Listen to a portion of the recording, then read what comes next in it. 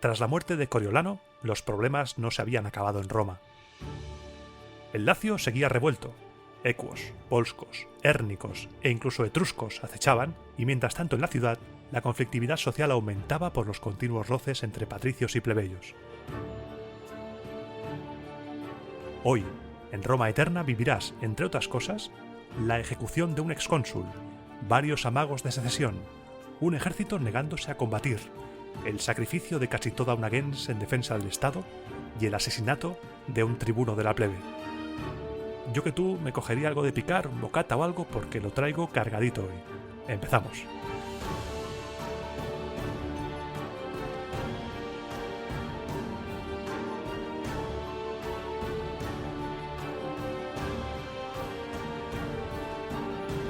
El programa de hoy lo tiene todo. Tal y como te he dicho antes, hoy lo traigo cargado. Si estás en tu casa, acomódate en tu rincón favorito, pilla algo para picar. Si estás conduciendo, no dejes de conducir. Si estás caminando, apura el paso, porque hoy tenemos mucho material. Y lo primero de todo es recapitular y recordar dónde nos habíamos quedado en el programa anterior. Lo habíamos dejado tras la muerte de Coriolano. Las fuentes nos dicen que en ese momento los ecuos y los volscos seguían en guerra contra Roma, pero el desenlace de este conflicto difiere si consultamos una fuente u otra. Tito Livio nos dice que hubo una pelea interna por ver quién estaba al frente de esta coalición, ya que no todos estaban conformes con el liderazgo de Atio Tulio. Recuerda, Atio Tulio, el primer aliado de Coriolano y el primer enemigo de Coriolano, lo que produjo que se acabaran zurrando entre ellos y se rompiera esa alianza, al menos de manera momentánea. Ya sabes que en esta época y en este lugar las alianzas y los tratados de paz duran muy poquito. En cambio, Dionisio de Halicarnaso, como siempre, se explaya un poco más. ¿Cómo le gusta a Dionisio adornarse? Dionisio nos habla de un conflicto en el que los cónsules de ese año, el año 487, Tito Sicinio y Cayo Aquilino, tuvieron que pelear duro para poder vencer a estos pueblos, ya que los volscos, si lo pensamos bien, estuvieron un tiempo bajo las órdenes de Cayo Marcio Coriolano, habían adoptado la forma de hacer la guerra romana, así que los combates eran igualados, eran duros. En ese conflicto nos dice Dionisio que Atio Tulio moriría y el cónsul Tito Sicinio fue recompensado con un triunfo por haber salvado a Roma del peligro de los volscos.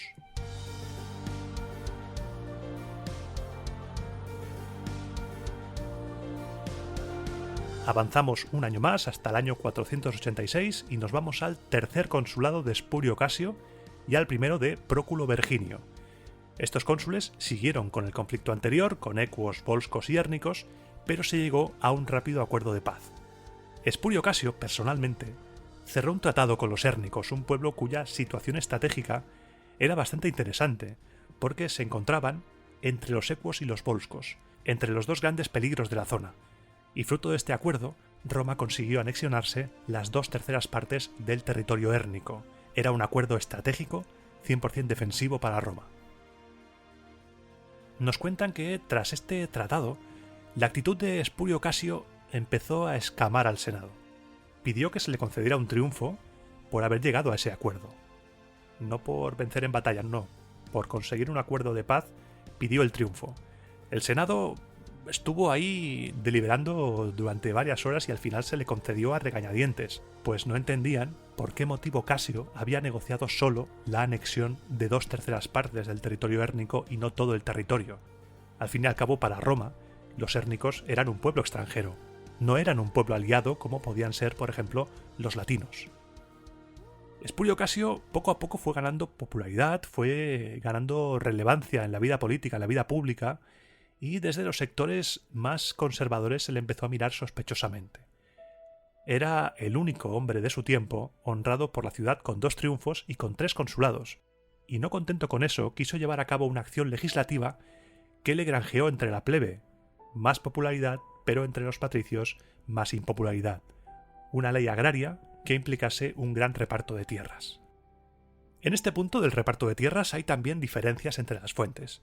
Tito nos dice que propuso repartir las 2/3 partes del territorio hérnico que había negociado de la siguiente manera: una mitad para los latinos y otra para la plebe. Así todo el mundo tendría un hogar. Dionisio nos dice que quería también incluir en ese plan a los érnicos con tal de hacerlos aliados de Roma de verdad, con tal de anexionarlos.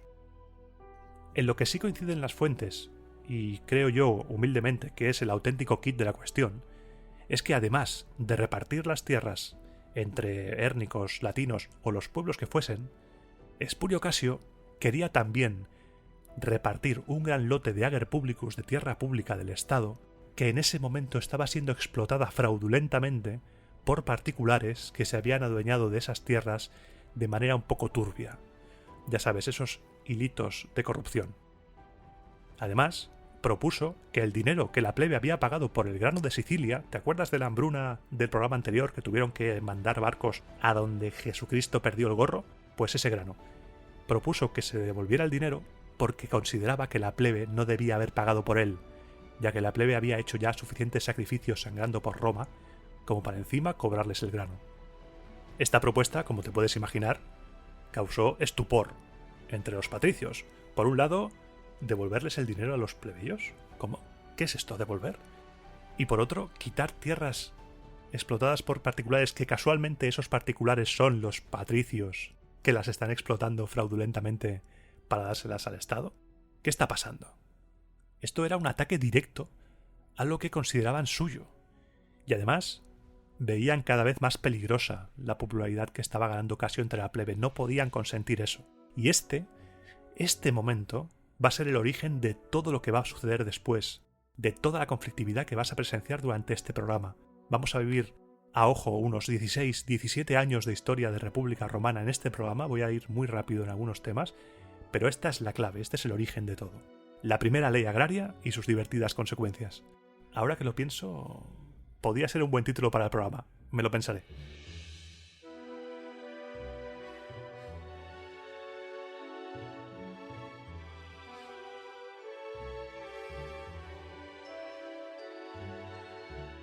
De entrada, nada más proponer esto Espurio Casio, el otro cónsul, Próculo Verginio, se opuso enérgicamente, y con el apoyo, casualmente, de los patricios.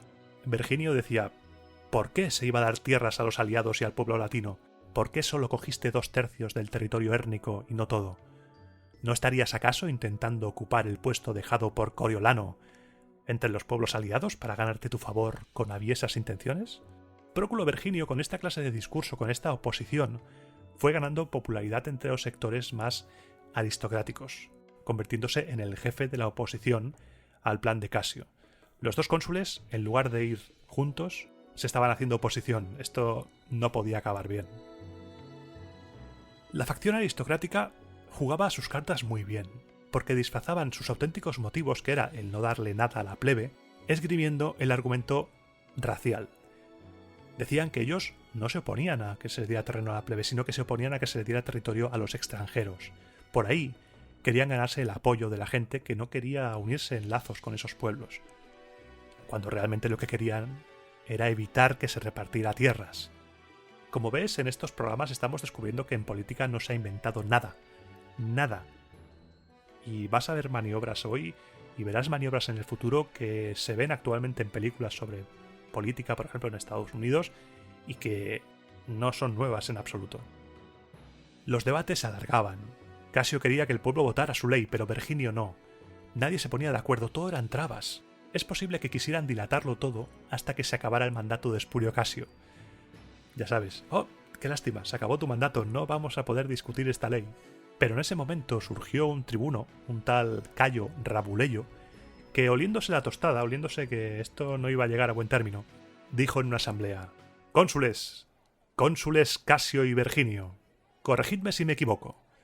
¿No son estas las cuestiones principales de la ley? Una, si hay que dividir la tierra pública entre todos, y otra, si los latinos y los hérnicos deben recibir una parte de ella.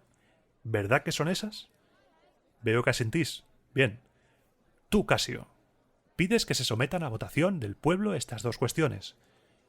Por tu parte, tú, Verginio, dinos por los dioses, si invalidas la parte de la propuesta de Casio relativa a los aliados, considerando que no hay que hacer a hérnicos y latinos partícipes en la misma medida que nosotros, o si invalidas también la otra parte por considerar conveniente que tampoco entre nosotros se distribuyan las propiedades públicas. Respóndeme pues a esto sin ocultar nada. Verginio, posiblemente un poco sorprendido, porque no se esperaba un órdago así, un all-in de esta manera, dijo que él se oponía a la participación en las tierras de los latinos y los érnicos, pero que no se oponía a que se repartieran entre los ciudadanos. Seguía la versión oficial. El tribuno entonces, volviéndose a la gente, dijo: «Pues bien, puesto que una parte de la propuesta les parece bien a ambos cónsules por igual, y la otra, en cambio, es objeto de disputa, y puesto que los dos son de igual rango, y uno no puede obligar al otro, lo que ambos conceden aceptémoslo ya, y aquello sobre lo que disienten, pospongámoslo». Bien, ¿no? Bien. En el mundo ideal, aquí se habría acabado el debate, aprobamos una cosa y la otra pues ya la discutiremos. Pero estamos en la antigua Roma, y aquí no se perdía ninguna ocasión para darse de hostias. Casio no quería retirar su propuesta, Casio quería que se aprobara en bloque todo, e intentó, tras disolverse la asamblea, hacer que se aprobara íntegra, presionando, haciendo venir a todos los latinos y a todos los érnicos que pudiera para la votación, pues al fin y al cabo ellos también podían votar según el acuerdo alcanzado. Casio buscaba presionar de la manera que fuera. Cuando Verginio se enteró de que la ciudad se estaba llenando de gente de fuera para forzar la aprobación de la ley, ordenó que todos los que no vivieran en Roma salieran de ella de inmediato. La cosa estaba calentita, pero en ese momento en el Senado surgió una propuesta que parecía calmar las cosas, parecía poner solución a este conflicto. Primero surgió una propuesta de nuestro amigo Apio Claudio. Apio Claudio, por supuesto, rechazó conceder al pueblo cualquier reparto gratuito de tierras. Según él, darle tierras a la gente solo generaría una masa de vagos ociosos y propuso vender una parte y la otra alquilársela a la plebe por un periodo de 5 años, mira, como los contratos de arrendamiento actuales, y que el dinero ingresado por el Estado por esos alquileres fuera gastado en las provisiones de los que fueran a las campañas y en el pago de los aprovisionamientos que las guerras necesitaban. Para llevar a cabo esto, propuso que se encargara una comisión de 10 personas para decidir qué tierras se vendían y qué tierras se alquilaban. Esto pareció bien, pero se estuvo debatiendo la primera parte, lo de vender tierras. Porque claro, a ver, qué precios, cómo, tal, porque posiblemente esa venta de tierras iría a las manos de los de siempre.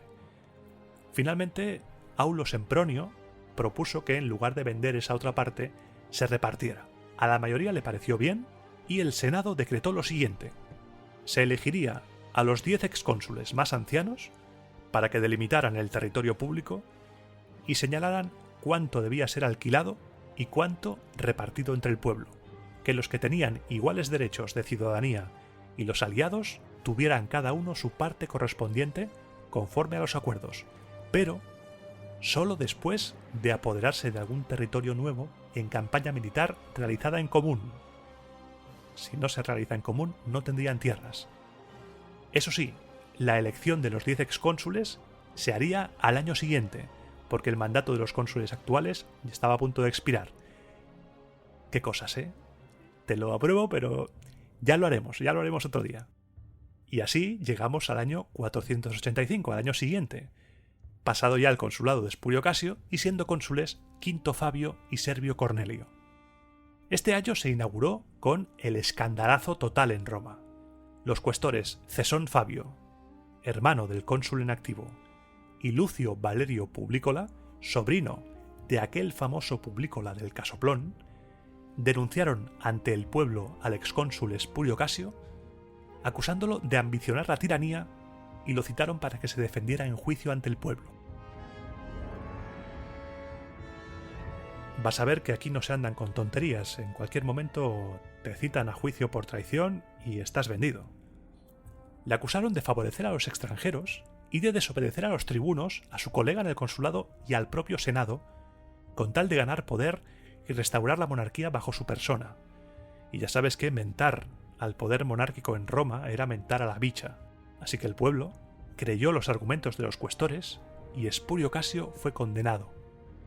Pero en esta ocasión la condena no fue el destierro, como en el caso de Coriolano, sino que precisamente para evitar que surgiera un nuevo Coriolano, se le condenó a ser lanzado al vacío desde la roca Tarpeia, de la cual te hablé en el programa anterior.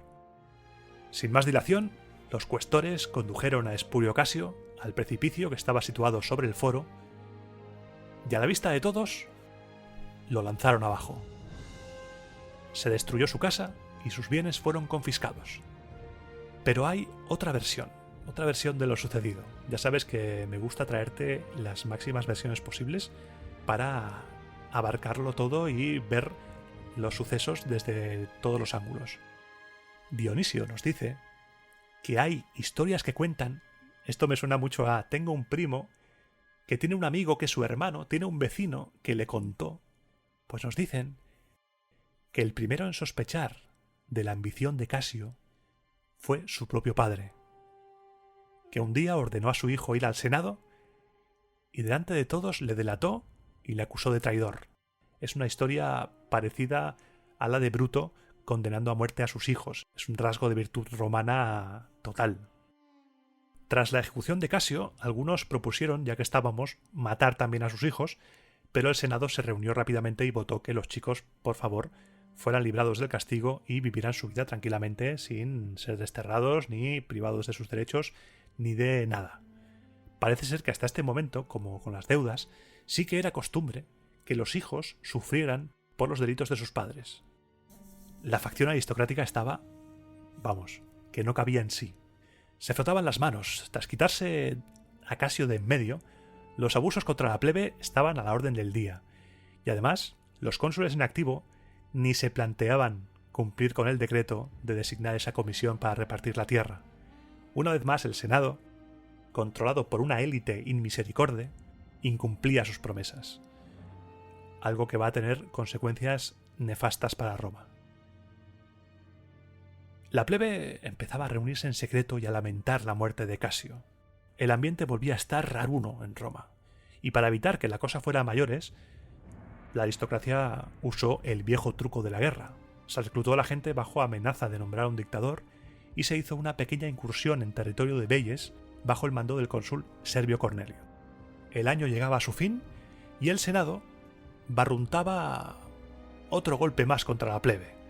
Para intentar protegerse ante la creciente irritación del pueblo, decidieron que al año siguiente no se iba a consentir que se presentara al consulado ningún candidato partidario de favorecer a la plebe. Los patricios más conservadores, que eran mayoría, impusieron a sus candidatos, y los cónsules al año siguiente, estamos en el 484, fueron Cesón Fabio, el mismo Cesón Fabio que acusó a Espurio Casio, y Lucio Emilio, de marcada tendencia pro aristocracia. Durante este consulado, las tensiones internas se relajaron porque la guerra volvía a llamar otra vez a las puertas de Roma. Los volscos se alzaban otra vez.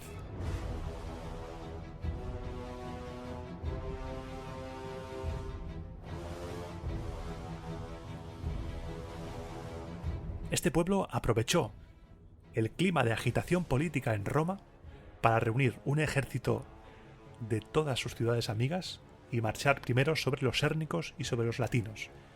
Roma no tuvo más remedio que dividir su ejército en dos. Una parte marcharía contra ese ejército invasor al mando de Cesón Fabio y la otra atacaría a las ciudades volscas, empezando por Ancio, bajo las órdenes de Lucio Emilio. Lucio Emilio sufrió una derrota bastante humillante contra los volscos, cayó en la trampa de la falsa retirada e incluso tuvo que acudir en su ayuda el otro cónsul para poder derrotar a los volscos. Una campaña que duró casi todo el mandato. La vergüenza era tal que nos cuentan que cuando llegó la elección de los nuevos cónsules, Lucio Emilio permanecía en su campamento porque no quería entrar en Roma. Le daba vergüenza entrar en Roma. Su colega, en cambio, sí que fue a Roma, convocó al pueblo para la elección de los nuevos cónsules y, de nuevo, los que se presentaron al cargo fueron únicamente candidatos pro aristocracia. Otra vez el Senado había elegido personalmente y ordenado presentarse a candidatos cuidadosamente seleccionados con el fin de mantener las aspiraciones de la plebe bien lejos. Ah, ¿y la comisión esa para el reparto de tierras? Ni está ni se la espera. Los elegidos ese año para el consulado fueron Marco Fabio, hijo de Cesón, el anterior cónsul, y el otro cuestor que había acusado a Casio de tiranía, Valerio. Como ves, el patriciado se atrincheraba de nuevo y se aseguraba la hegemonía evitando que se presentaran al consulado candidatos incómodos para sus intereses. Y por cierto, voy a abrir un paréntesis aquí ahora mismo. Estás escuchando muchas veces el apellido Fabio, ¿verdad? Sí, lo sé y puede ser que te estés preguntando qué está pasando aquí. Durante estos años sucede algo interesante. La política romana va a ser completamente monopolizada por la gens Fabia. Según los fastos, desde el 485, año en el que accede al consulado V Fabio Bibulano, y hasta el 479, tenemos un cónsul Fabio cada año. Muchos consulados seguidos en un momento en el que el patriciado se atrincheraba más todavía que en los tiempos de la secesión al Monte Sacro. Es interesante tantos Fabios juntos porque te da una alerta. Tú ves la lista y dices, uy, son muchos Fabios juntos. Mucha familia es esta. Es posible que durante estos años, en caso de ser cierta esta lista, Roma estuviera dominada por señores de la guerra de esta gens, de este clan. Es muy posible, ¿por qué no? Ya hemos visto en anteriores programas que el tema de señores de la guerra con ejércitos privados no era algo infrecuente en esta época. Avanzaremos en la historia y en el programa de hoy repasaremos todo lo que hicieron estos Fabios, pero quería hacer este paréntesis para dejarte claro que tanto Fabio junto no es casual y que no estás perdiendo la cabeza. Y ahora sí, cerramos paréntesis.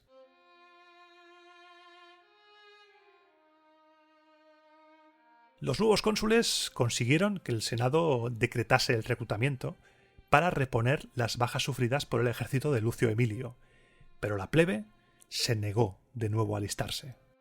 Volvían los gritos de sedición.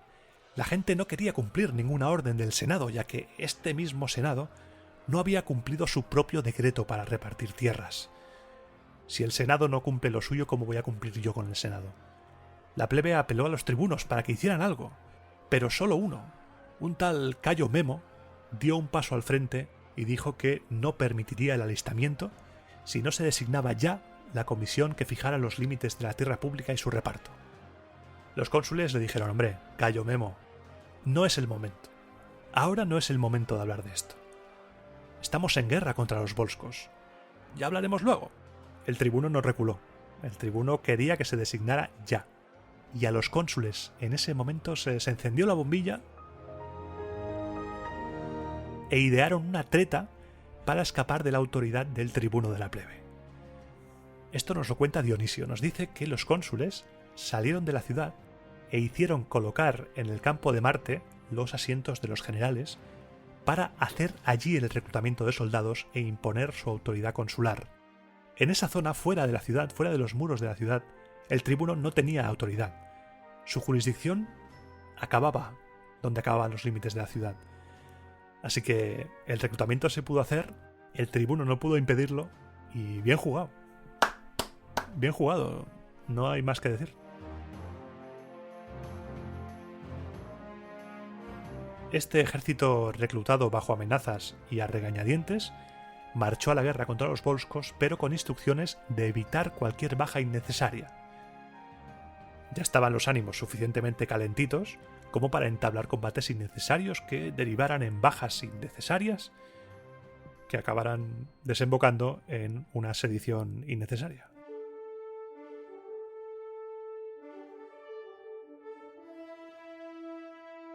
Como de costumbre, cada cónsul se repartió el ejército y ambos se dirigieron a territorio volsco, pero adoptando una estrategia conservadora. Parecía más una demostración de fuerza que otra cosa, pues ambos ejércitos nos cuentan que se dedicaron a mantener posiciones en sus respectivos campamentos. Los únicos combates que se entablaban eran pequeñas refriegas entre destacamentos que iban a por provisiones. A veces ganaban unos y a veces ganaban otros. Lo que sí sucedía es que mientras los romanos esperaban, los volscos eran cada vez más y más numerosos. Se le iban sumando soldados y soldados y ciudades y ciudades. En este punto del relato, Dionisio nos deja colgados. Nos deja a medias. No sé si es que se ha perdido o cambia de tema radicalmente. Aquí pasó algo. La pasividad del ejército romano ante el empuje volsco debía tener algo detrás, algo que va a estallar dentro de no mucho tiempo. Y ahora voy a coger el mando a distancia que tengo aquí, que controla el tiempo, y rebobino. Otro año, 481, consulado de Cesón Fabio y Espurio Furio. Ojo que Cesón Fabio iba ya por el segundo consulado. Ese año los ecuos estaban asediando la ciudad latina de Ortona y Velles amenazó con lanzarse al asalto de la propia Roma. La plebe seguía estando de uñas, en esta ocasión animada por un tribuno llamado Espurio Licinio, que seguía insistiendo en que se cumpliera el decreto del reparto de tierras. Malditos tribunos de la plebe, ¿eh? Que querían que el Senado cumpliera sus propios decretos. ¿Qué está pasando? Ya no se respeta nada. En esta ocasión, los propios colegas de Licinio, no sé si llevados por afán de concordia entre todos o afán de billeti, acabaron volviéndose en su contra y se permitió el reclutamiento. Tenían veto ellos también. Algo que volvería a pasar no mucho tiempo después. Cesón Fabio iría contra el ejército de Veyes y Espurio Furio contra los equos. Lo que nos interesa aquí es lo que pasó con el ejército de Cesón Fabio.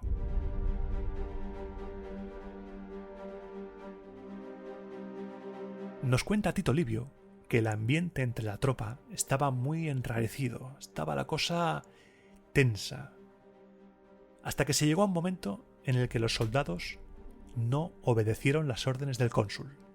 Tras derrotar a las tropas de Veyes con una carga de caballería, la infantería se negó a perseguir a los fugitivos, abandonaron las banderas, dieron media vuelta y volvieron a su campamento maldiciendo a su general, al que dejaron solo en el frente de batalla.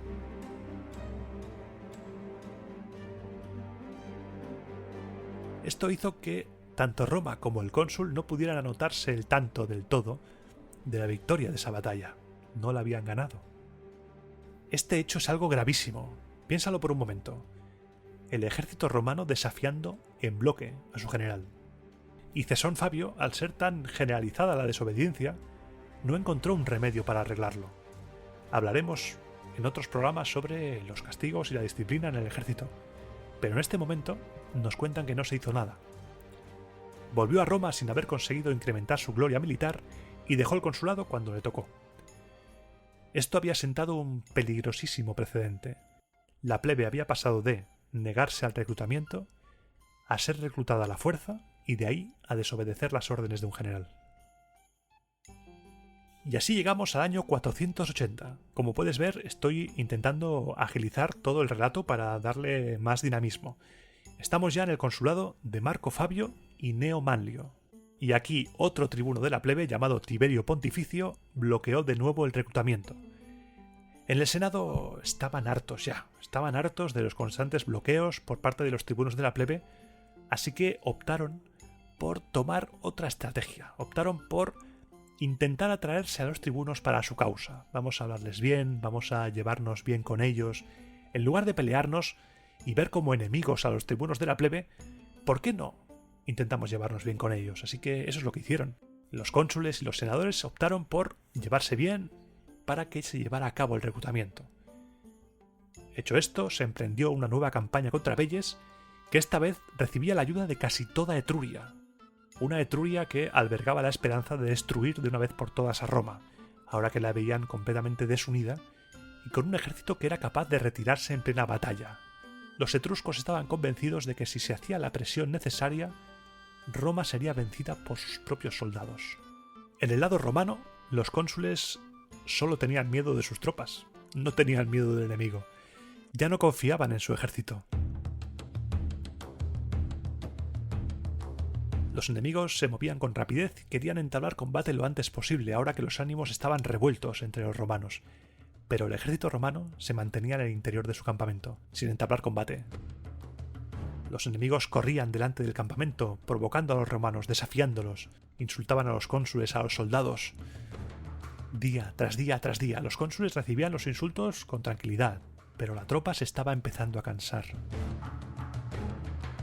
Si en ese momento en el que están los enemigos insultando a los romanos y los romanos cabreándose, hacemos zoom a la tienda de los cónsules, veríamos a Marco Fabio sonreír. Pues ese era su plan era esperar, recibir insultos, burlas, provocaciones, esperar hasta que el odio a los de fuera fuera más fuerte que el odio hacia los de dentro, y fuera la propia tropa la que, hasta las narices de aguantar insultos, exigiera salir a combatir como perros rabiosos. Y poco a poco, el plan iba surtiendo efecto. Iban llegando solicitudes a través de los centuriones para entrar en combate. Y más, y más solicitudes, y cada vez más vehementes. Y el ambiente se va caldeando. Pasan los días, siguen las solicitudes y más, hasta llegó un momento que todo estalló en la locura. Estallaron los gritos desde todos los rincones del campamento y la tropa exigió a los cónsules entrar en combate. La situación estaba al borde del motín. Marco Fabio vio que su colega Neo estaba a punto de ceder ante la rebelión que iba a estallar si no se daba la orden y ordenó silencio en todo el campamento y dijo en voz alta a Neo para que todos lo escucharan: yo estoy seguro, Neo Manlio, de que estos hombres pueden vencer, pero ellos mismos han hecho que yo no esté tan seguro de si quieren vencer. Por consiguiente, estoy firmemente decidido a no dar la señal si no juran que saldrán vencedores de este combate. Los soldados faltaron una vez a su palabra en el frente, a un cónsul romano. Estoy convencido de que a los dioses nunca les faltarán. La tropa lo oyó, y entre ellos había un centurión, un viejo soldado, llamado Marco Flavoleyo, uno de los que más insistían en entrar en combate, que tras escuchar al cónsul se adelantó y juró por los dioses salir vencedor de la batalla. Todo el ejército hizo el mismo juramento y entonces sí, se dio la señal de salir al ataque.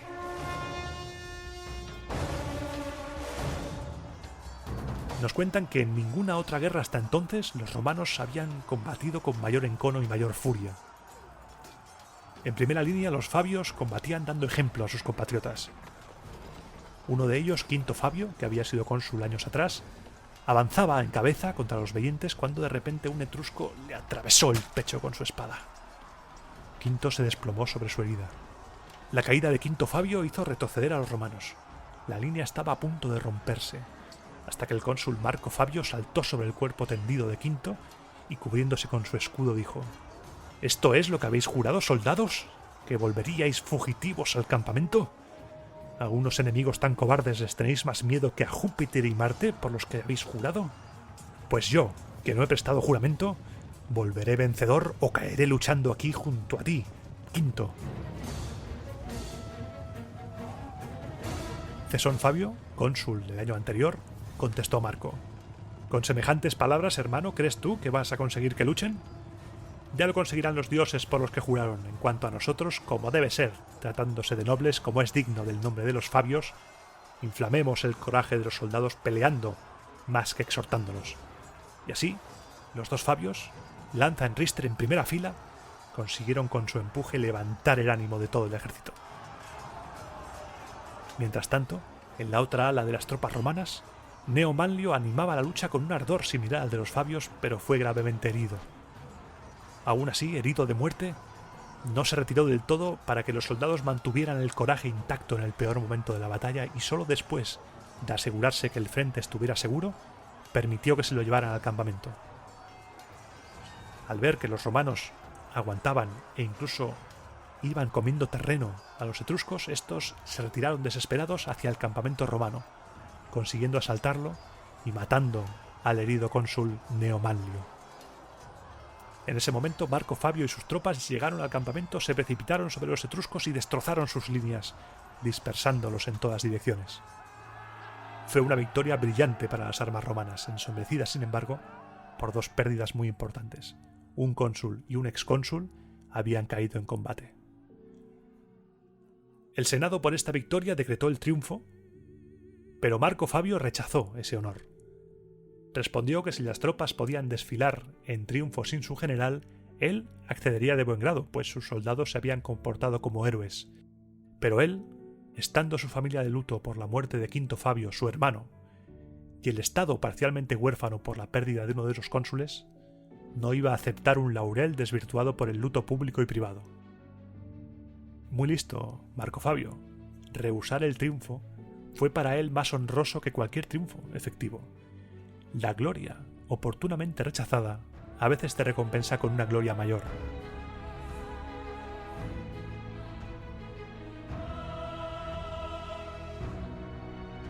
Y así llegamos al año 479 y con él una nueva remesa de cónsules. Cesón Fabio en su tercer consulado y Tito Verginio, familia del Próculo Verginio del principio del programa. Cesón Fabio se ocupó de lograr lo más rápido posible un entendimiento entre patricios y plebeyos, aprovechando el empuje que la victoria anterior contra Veyes había logrado. propuso que antes de que surgiese algún tribuno favorable a la ley agraria, liándola de nuevo con esa comisión que se tenía que delegar, fueran los propios senadores quienes se adelantaran y cumplieran de una vez por todas la palabra dada, repartiendo las tierras conquistadas con la mayor equidad, que lo justo era que las poseyeran aquellos con cuya sangre y sudor se habían conseguido. ¿Y qué hicieron los senadores? Pasar por completo de Cesón. Incluso algunos se lamentaban de que la gloria se le había subido a la cabeza y le había ablandado. Los patricios vivían en otro planeta. Y mientras tanto, Veyes seguía dando la vara. Derrotaron a un ejército mandado por Tito Verginio y fueron derrotados por Cesón Fabio. Pero en este tiempo, también los ecuos y los volscos estaban otra vez en pie de guerra. Esto no acaba nunca, por favor, qué calvario. Están cada 2 por 3 combatiendo y después se alían y otra vez en combate. Esto es una locura. En ese momento se produce un giro inesperado de los acontecimientos. Un buen día, toda la gens Fabia se presentó por completo en el Senado, y en nombre de todos ellos habló Cesón Fabio, el cónsul. Senadores, la guerra de Veyes requiere, como sabéis, de una acción defensiva continuada más que importante. Ocupaos vosotros de las guerras restantes y enfrentad a los Fabios con los veyentes. Nosotros garantizamos que por ese lado la majestad del nombre de Roma quedará a salvo. Tenemos intención de llevar esta guerra como algo nuestro, de nuestra familia, corriendo nosotros con los gastos. Que el Estado se despreocupe de emplear en ella tropas ni dinero, pues nos ocupamos nosotros.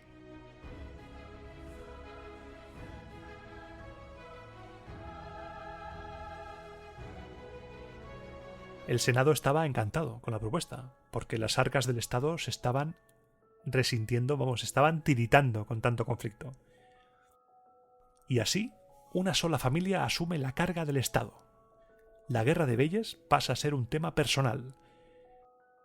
Puede que estemos ante el primer, pues esto ahora es personal, de la historia de Roma. Y refuerza lo que te comentaba antes de que es posible que en Roma hubiera una hegemonía de los Fabios, de estos señores de la guerra. Al día siguiente, toda la familia de los Fabios, todos los que tuvieran edad militar, armados, se presentaron en el punto de reunión, en el foro, y el cónsul, con su manto de general, pasó revista a toda su familia en formación, se colocó en el centro y dio orden de partida.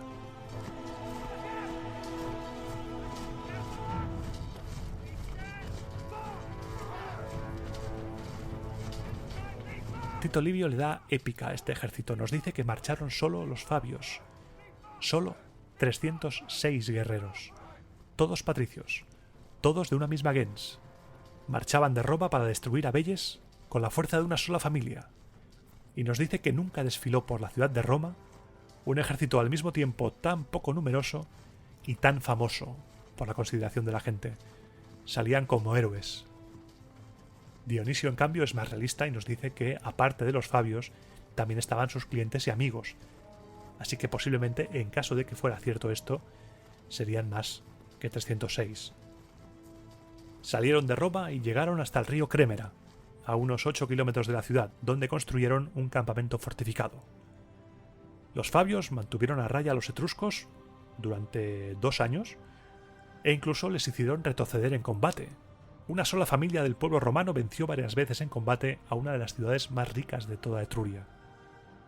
Esto primero resultó humillante para los de Veyes, pero luego se volvió en contra de los Fabios. Utilizaron estas derrotas en su favor, porque ya sabes que cuando tienes una buena racha tiendes a confiarte. Y con el tiempo, los Fabios habían llegado a infravalorar al enemigo. Estaban convencidos de que sus armas invictas no podían ser resistidas por nada ni por nadie. Esta confianza los impulsó a ser cada vez más osados en sus salidas para conseguir provisiones, y en una de estas se lanzaron sobre unas reses que habían avistado lejos de su campamento sin inspeccionar el terreno ni nada. Ese día iban a caer en una trampa. Cuando llegaron, de repente empezaron a salir enemigos por todas partes, rodeando a los Fabios. Los Fabios, a la desesperada, intentaron romper el cerco haciendo presión por un punto, formando encuña para romper las filas enemigas. Consiguieron abrirse paso, pero no pudieron evitar ser capturados, y allí mismo, uno a uno, los 306 fabios fueron ejecutados y su campamento fue tomado. Esto ha pasado a la historia como la batalla de Crémera. Se cuenta que solo sobrevivió un fabio, un niño que se quedó en Roma al no llegar a la edad adulta. Un niño que tenía como misión perpetuar la estirpe de los fabios. Una cosa un poco rara, que solo hubiera un niño, pero bueno, tampoco voy a ser yo el vinagre que contradiga todas las versiones de todas las historias que nos cuenta esta gente. Pero sí que es cierto que es un poco raro. No se iría todo el mundo a pelear contra los debeyes, se quedaría alguien en Roma. Una historia muy bonita, una historia muy épica y una historia presumiblemente muy inventada. Es una historia que por fechas, por números y por características se parece mucho a una historia que igual te suena, espera, detector de ironía, igual te suena, que es la batalla de las Termópilas. Ten en cuenta que esta historia ha empezado en el 479 y según los fastos estuvieron 2 años y algunas fuentes dicen que la batalla de Crémera fue en el 475, pero si seguimos el orden de los fastos consulares estamos en el 477 y en el 480 ocurrió la batalla de las Termópilas, en la cual, según la tradición, 300 espartanos resistieron el empuje varios días de las infinitas huestes persas. Sobre la batalla de las Termópilas hice un programa para el descampado y en el cual te cuento las leyendas y los mitos de esta batalla, y solo te adelanto que de 300 espartanos nada. Así que los paralelismos están ahí, las semejanzas están allí, el sacrificio por el Estado, el mito del último hombre en pie, pero que cada uno saque sus conclusiones. Yo aquí te las presento y sigo con la historia de Roma, y estamos en el 477. Cónsules Cayo Horacio y Tito Menenio.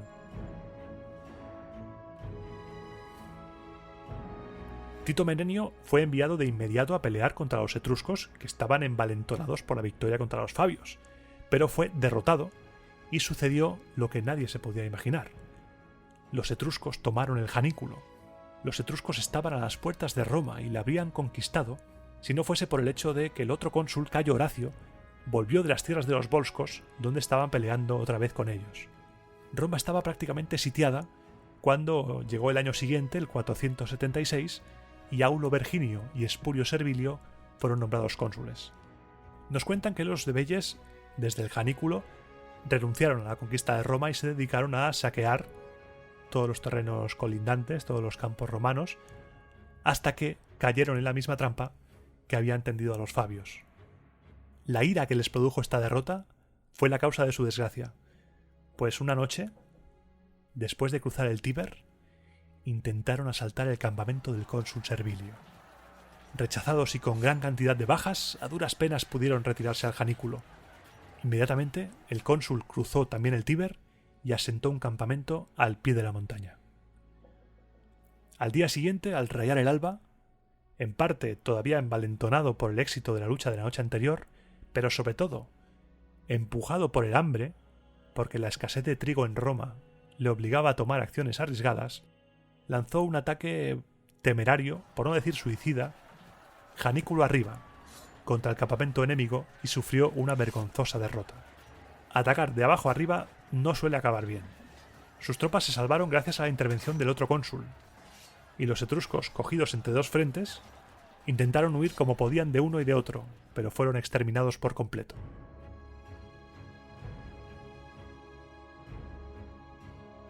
Con la paz volvió a Roma la abundancia de comida, gracias al trigo importado de la Campania, ya que una vez desaparecido el temor de los particulares a la escasez de comida, sacaron el trigo que tenían escondidos. ¡Ay, qué traviesos!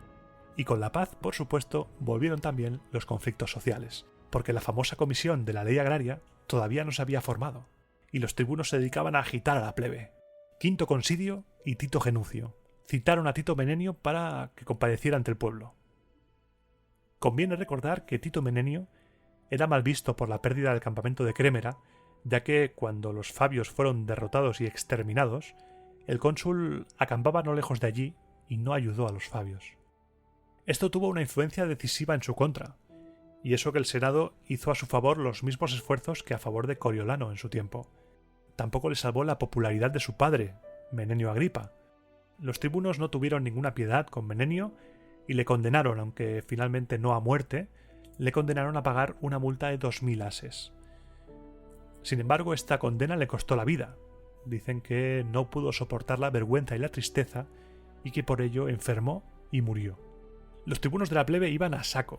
Incluso se citó al cónsul Espurio Servilio cuando acabó su mandato para que diera explicaciones por sus actos en el Janículo, ya estando en el 475 y siendo cónsules Cayo Naucio y Publio Valerio. Los tribunos eran el auténtico contrapoder que velaba celosamente porque los magistrados patricios hicieran bien su trabajo. Ese año volvió la guerra contra Veyes, pero siento que me repito demasiado, así que voy a coger el mando otra vez y saltamos al 474, al consulado de Lucio Furio y Cayo Manlio. Este año se acordó una tregua con Veyes que duraría 37 años, a cambio de un tributo en trigo y dinero. La plebe seguía revuelta y los tribunos no dejaban de acusar a excónsules de traición al no cumplir con la ley agraria. Cuando Lucio Furio y Cayo Manlio dejaron el cargo, el tribuno de la plebe Neo Genucio presentó acusación contra ellos. Y nos vamos al 473, al consulado de Lucio Emilio y Ópiter Verginio, aunque también puedes encontrar en otras fuentes que en lugar de Verginio te ponen a Vopisco Julio. Como te dije antes, los cónsules del año anterior, Furio y Manlio, habían sido citados por Neo Genucio a comparecer ante el pueblo. Con tantas citaciones de excónsules, los tribunos querían dejar claro que el poder consular estaba sometido al poder de la plebe. Y llegó el día del juicio. La plebe, reunida en masa en el foro, esperaba la comparecencia de Neo Genucio para dar inicio al juicio contra los cónsules, pero se retrasaba. La gente pensaba que los patricios le habían amenazado o algo, porque nunca faltaba, hasta que llegaron noticias. Neo Genucio había sido encontrado muerto en su propia casa. La inviolabilidad de un tribuno de la plebe había sido profanada. La noticia corrió por toda la asamblea y el pánico se apoderó de los tribunos. Un magistrado inviolable había sido asesinado. En ese momento los patricios no escondían su alegría, y se llegó a tal extremo que la mayoría de ellos pregonaba a los cuatro vientos que había que domar el poder de los tribunos de la plebe mediante la violencia. Imagínate, la gente se había vuelto loca. Rápidamente se decretó una leva, el típico movimiento para sofocar los ánimos levantiscos de la plebe, pero se había llegado demasiado lejos. Con la muerte de Neo Genucio había muerto la potestad tribunicia, se preparaba otra secesión. Uno de los que más agitaba a la plebe era un antiguo centurión, un tal Publilio Bolerón, contra quien los cónsules enviaron un lictor. Bolerón apeló a los tribunos, pero nadie acudió en su ayuda. Cuanto más fuerte gritaba, con más saña le rasgaban las ropas y se las quitaba el lictor. Entonces Bolerón, que era bastante fuerte, y además contaba con la ayuda de algunos partidarios, rechazó al lictor y acudió a refugiarse donde se concentraba la mayor parte de gente que estaba protestando, mientras gritaba: «Apelo al pueblo e imploro su apoyo. Venid, ciudadanos, venid, camaradas. Nada podéis esperar de los tribunos, pues ellos mismos necesitan vuestra ayuda». Sublevada completamente la plebe, la multitud se prepara para el combate. Estaba clarísimo que se iba a liar muy gorda.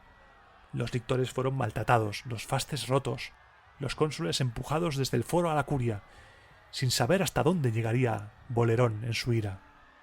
Al ir apagándose el tumulto, los cónsules convocaron al Senado y se quejaron de las afrentas recibidas, de la violencia de la plebe, de la audacia de ese tal Bolerón. Se había convertido en el enemigo número uno de los patricios. El Senado, tras largas discusiones, decide no hacer nada que incendie más los ánimos. Bolerón, envuelto como estaba en la simpatía de la plebe, fue elegido tribuno de la plebe en los comicios siguientes para el año 472, año en que fueron cónsules Lucio Pinario y Publio Furio. Todo el mundo pensaba que Bolerón la iba a liar.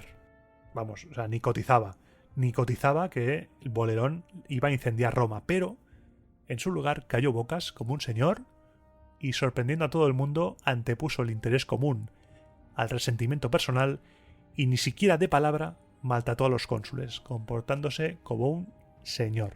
En su lugar, se dedicó a trabajar tranquilamente y presentó al pueblo un proyecto de ley para que los magistrados de la plebe se eligiesen en comicios por tribus. A simple vista puedes pensar, bueno, es una ley un poco, bueno, no tiene mucha importancia. Pero, ojo, porque en caso de aprobarse, en caso de elegirse en comicios por tribus, a los patricios se les quitaría la posibilidad de llevar al tribunado a quienes ellos quisiesen, por medio del voto de sus clientes, ya que si vota todo el mundo, la gente sabría de qué pie calza el candidato, no podían poner candidatos títere. A esta propuesta, muy del agrado de la plebe, se oponían los patricios con todas sus fuerzas. Pero como la influencia de los cónsules no pudo lograr que ningún otro tribuno vetara la ley, lo que hicieron fue intentar dilatar al máximo su aprobación con largos debates, triquiñuelas, con el fin de que llegara al final de la magistratura de Bolerón sin que se pudiera aprobar la ley. Como ves, el filibusterismo político es algo que no se ha inventado en nuestros tiempos. Desde que existe la política existen las trampas, los subterfugios, la compra de candidatos, la compra de votos, los tránsfugas, todo. Así que llegó el momento de renovar a los tribunos de la plebe y, ¡oh, sorpresa!, Bolerón fue reelegido. Yo me imagino a ese senador, a ese patricio ultraconservador llegando al Senado, me lo invento, un lunes por la mañana como si fuera a la oficina. Buenos días, ¿qué tal? ¿Cómo ha ido el fin de semana? ¿Bien? Buah, yo he estado ahí en mi villa. Genial. Oye, por cierto, ¿qué tal la elección de los nuevos tribunos? ¿A quién tenemos de nuevos tribunos? ¿Cómo? Y dándole 17 infartos seguidos al ver que Bolerón había sido reelegido. En plan, ¿qué? ¿Cómo? Y cayendo al suelo.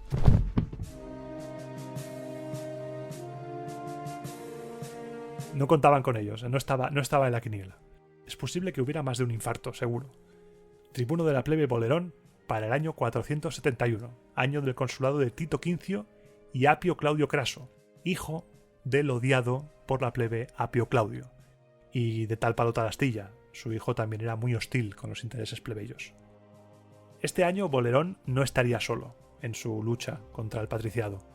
Contaría con la fervorosa ayuda de un tal Letorio que defendería la ley agraria con uñas y dientes. Letorio iba con todo y se dedicaba a acusar a Apio y a su familia de ser la más orgullosa y cruel para con la plebe romana. Insistía en que los patricios habían puesto en el cargo no a un cónsul, sino a un verdugo para atormentar y torturar a la plebe. Letorio no era un orador, era un soldado veterano, y donde no llegaba su capacidad para el discurso, llegaba de sobra su sinceridad y su honradez. Por eso, en una asamblea, no encontrando palabras más adornadas, dijo: «Ciudadanos de Roma, dado que, tal vez, no tengo tanta facilidad para hablar como para hacer lo que digo, acudid mañana, pues yo moriré aquí mismo ante vosotros, o sacaré adelante la ley. A falta de florituras, corazón». Al día siguiente los tribunos toman el recinto de los comicios, mientras los cónsules y los patricios permanecen reunidos en asamblea con el fin de obstaculizar la ley. Siempre, las trampas siempre. El tribuno Letorio ordena que sean expulsados todos los que no estén llamados a votar. Patricios y cónsules, por favor, salgan del recinto. Unos jóvenes patricios no hicieron caso, se mantenían firmes ahí, a pesar de que el viator les estaba diciendo que se fueran. Entonces Letorio ordenó que alguno de ellos fuera detenido para hacer que los demás se fueran sin causar problemas, en plan, para amedrentar a los demás. Y de repente intervino el cónsul Apio Claudio Craso, diciendo que un tribuno no tiene derecho nada más que sobre los plebeyos, pues no es magistrado del pueblo entero, sino solo de la plebe.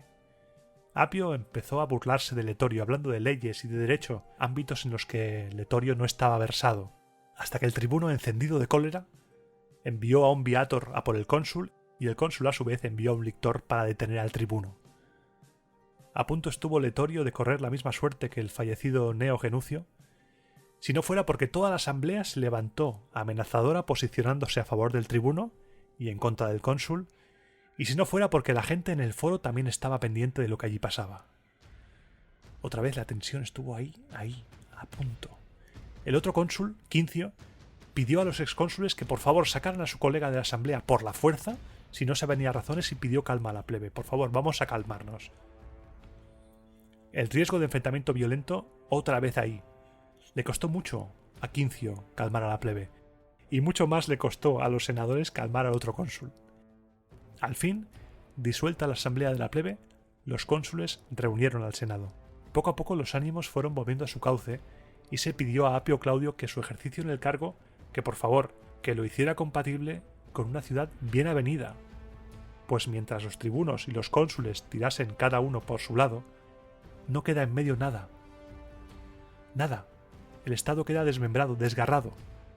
Si la autoridad consular y la autoridad tribunicia, el Senado y el pueblo de Roma, tiran cada uno por su parte, esto solo puede acabar de una manera, en guerra. Apio, por su parte, puso a los dioses y a los hombres por testigos de que se le estaba traicionando y que se estaba haciendo dejación de la república por miedo a la plebe. No estaba falto el Senado de la asistencia del cónsul, sino el cónsul de la asistencia del Senado. Apio denunciaba que se estaban aceptando condiciones más duras que las aceptadas en el Monte Sacro. Pero al encontrarse sin apoyos, no tuvo más remedio que caer sobre su asiento en el Senado y la ley se aprobó por unanimidad entre los senadores. Esta ley, la llamada Lex Publilia, elevó el número de tribunos de la plebe de 2 a 5 e hizo que se eligieran en comicios por tribus. Según la tradición, sus nombres fueron Gneo Sicio, Lucio Numitorio, Marco Duilio, Espurio Icilio y Lucio Metilio. Estamos en el año 471. Piensa por un momento todo lo que estamos viviendo, todo lo que hemos vivido y lo que queda por vivir, y no han pasado ni 30 años desde que se proclamara la República Romana. No han pasado 30 años desde ese discurso de Bruto expulsando al último rey, al soberbio, y proclamando la República. Nos espera un viaje muy intenso. Quédate conmigo, pues este viaje no ha hecho más que empezar.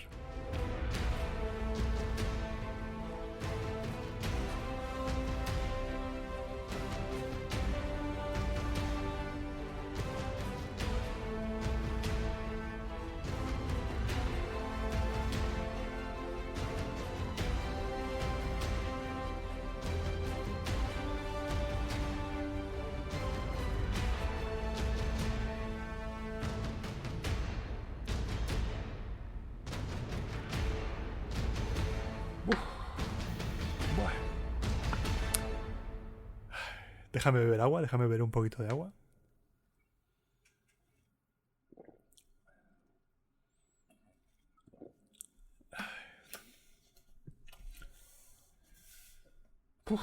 Madre mía. En este programa he intentado acelerar un poco los acontecimientos porque, si te fijas, todo está relacionado.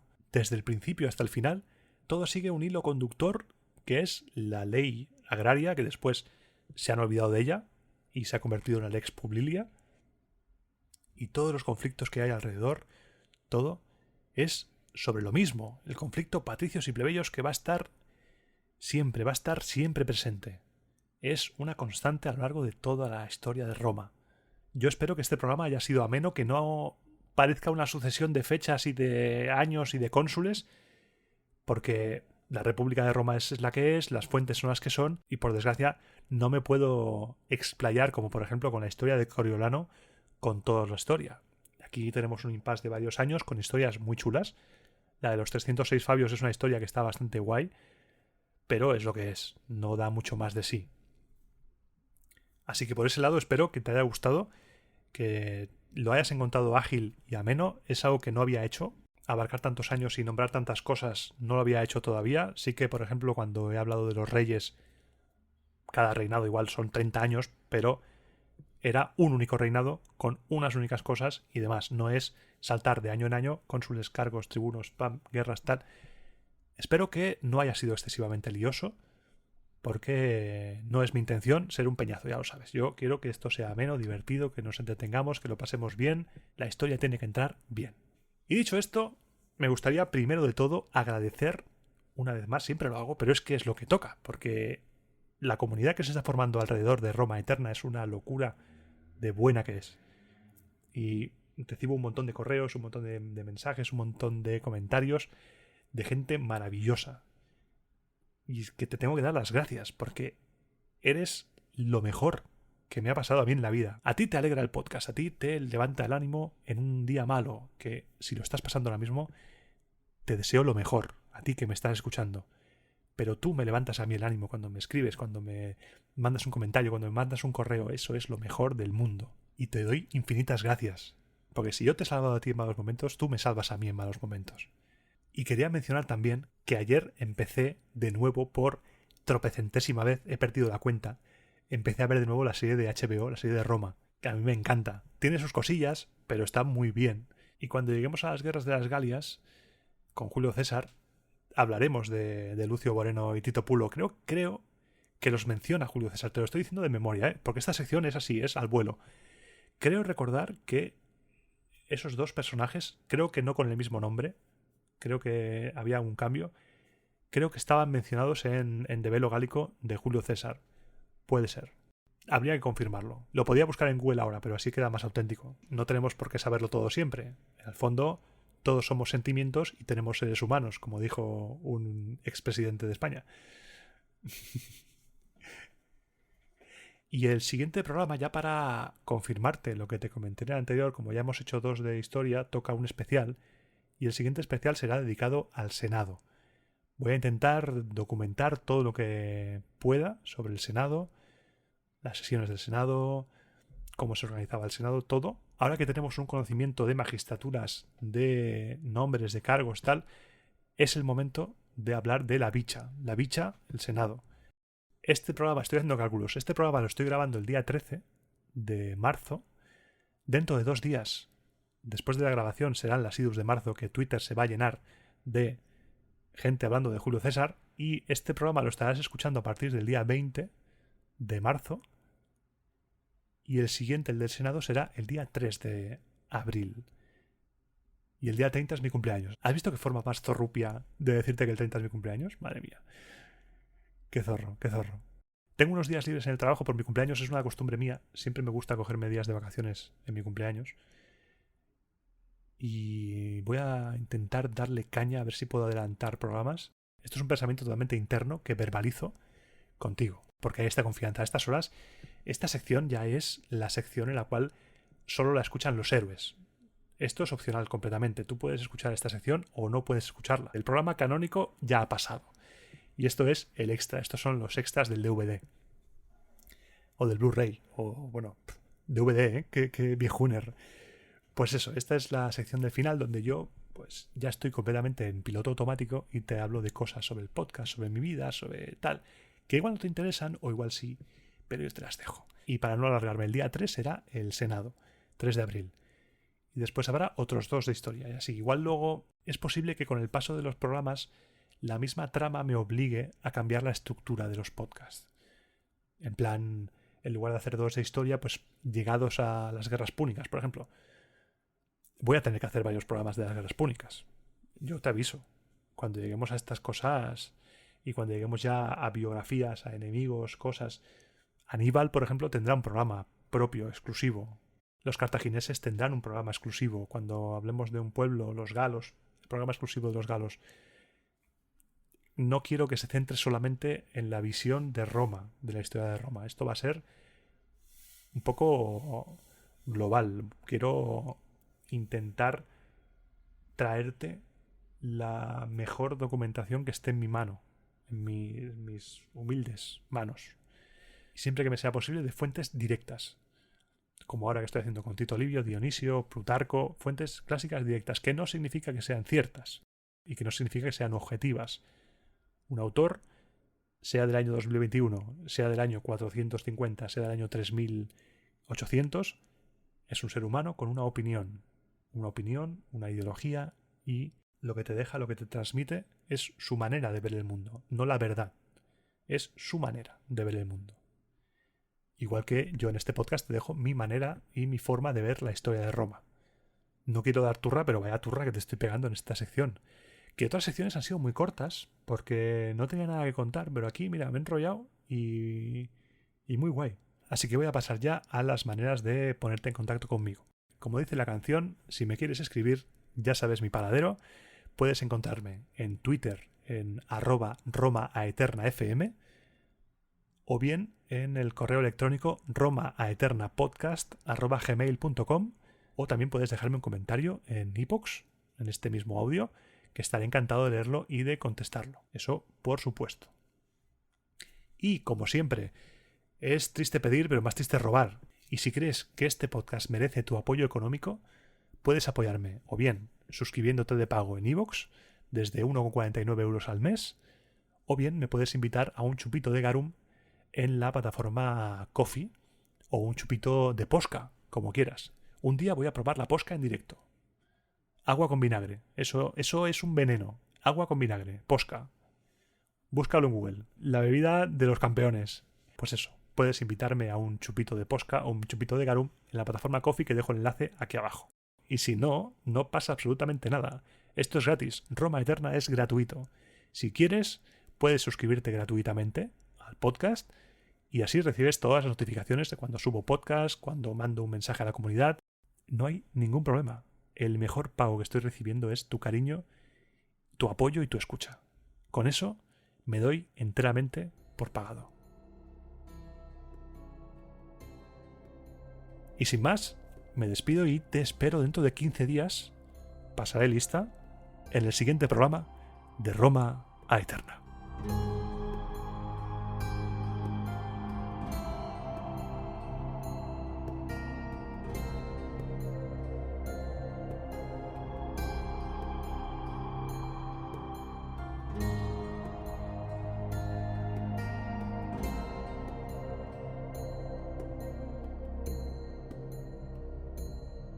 ...16 años casi...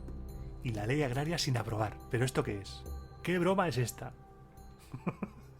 Que nos trolean. Uy, un coche. Que nos trolean.